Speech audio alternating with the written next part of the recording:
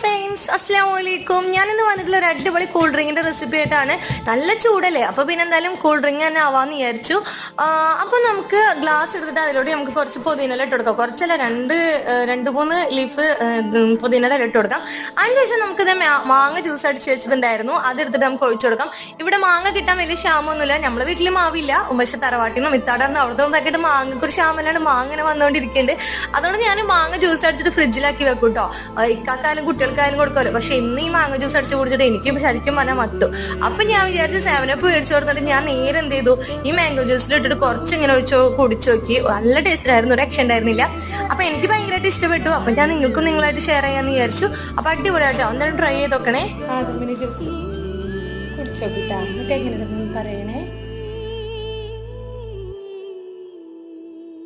എങ്ങനെയുണ്ട്? സൂപ്പറാണോ?